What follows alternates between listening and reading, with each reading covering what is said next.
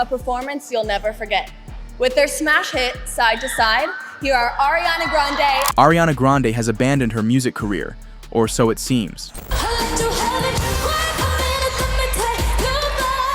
But why is she doing this to us? Listeners have been left wondering. Ariana hasn't toured since 2019, and her plans to release music are almost invisible. Rumors swirl. Did she lose her love for pop?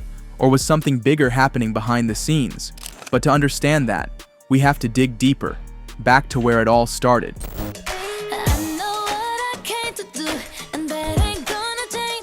Ariana Grande didn't just rise to fame, she rocketed into it. After her early Nickelodeon days, her debut album, Yours Truly, in 2013, introduced a powerful voice in a petite frame, often compared to Mariah Carey. Within a year, My Everything solidified her as a pop heavyweight, with back-to-back hits like Problem, Break Free, and Love Me Harder.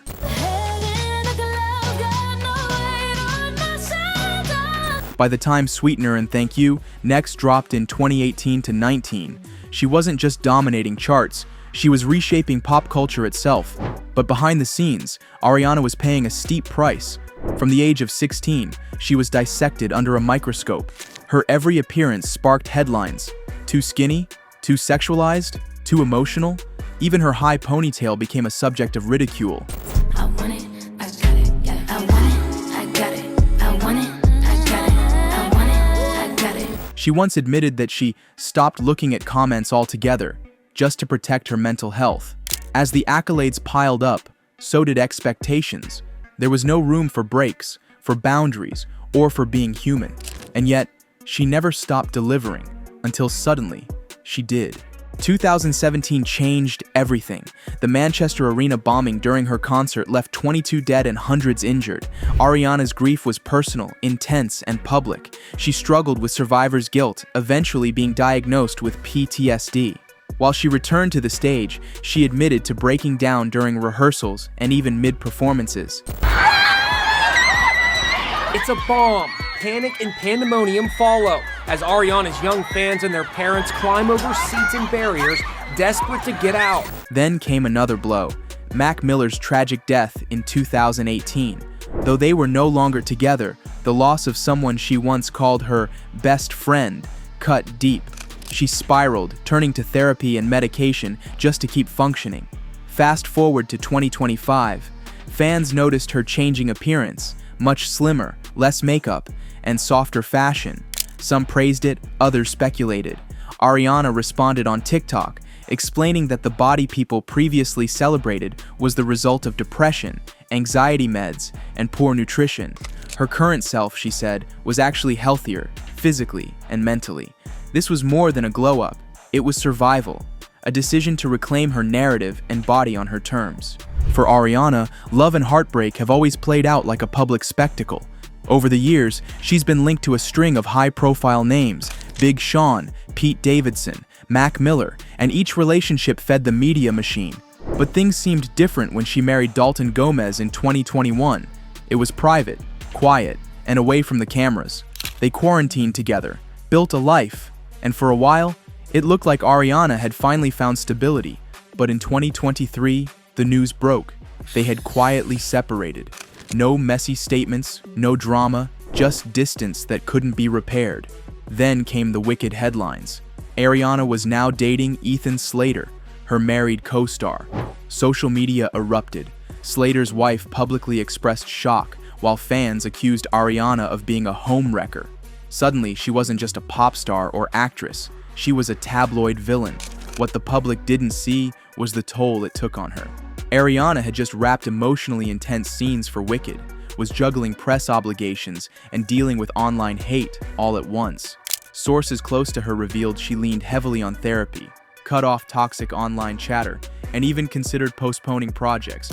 But instead, she pushed through, using the storm as creative fuel. Ironically, while tabloids were accusing her of falling apart, she was quietly earning praise for one of the most difficult and demanding performances of her career.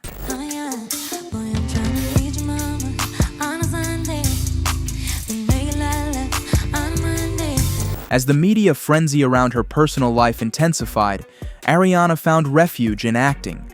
a world where she could transform into someone else and for once, not be Ariana Grande. Her role as Glinda in Wicked wasn't just a career move, it was a passion project. She had grown up loving musicals, and now she was part of one of the most iconic reimaginings of all time. She trained rigorously, dialect coaches, voice lessons tailored for Broadway tone, 12-hour rehearsals. Director John M. Chu called her performance hauntingly brilliant, and early screeners suggested she might land her first Oscar nomination. Are you looking for something? Or someone? But Glinda was just the beginning. Ariana voiced a lead role in the animated adaptation of Oh, the Places You'll Go, bringing emotional depth to a beloved childhood story. She also surprised fans by joining the cast of a Meet the Parents sequel, sharing screen time with none other than Robert De Niro. Critics were stunned by her comedic timing and emotional range, and yet the question lingered. Was she abandoning music? Fans feared the worst when no new singles dropped in 2025. But Ariana took to Instagram, posting a simple message: "Music is my heart, acting is my soul. I'm finally feeding both." Behind the scenes, she's reportedly working on experimental soundtracks, scoring her own short films, and even collaborating with indie producers under a pseudonym. Far from walking away, Ariana is just changing the rules of the game and taking her time to make it meaningful. 1, 2, 3! That was it. 2024's Eternal Sunshine wasn't just another album. It was Ariana's most introspective work yet, part diary, part therapy session. Inspired by the film Eternal Sunshine of the Spotless Mind, it explored memory, regret, healing, and self-identity. Now she's in my bed, laying on your chest, in my head, wondering how it ends. The track, The Art of Letting Go, became an anthem of quiet resilience. The album was a success, but not without controversy. Lyrics seemed to reference real people. Easter eggs sparked wild fan theories. Then came the short film Brighter Days Ahead, which felt more like a psychological thriller than a music video. It ended with Ariana walking into a foggy forest, alone, leaving behind glitter and cameras. Symbolism? Definitely. Final message? Unclear.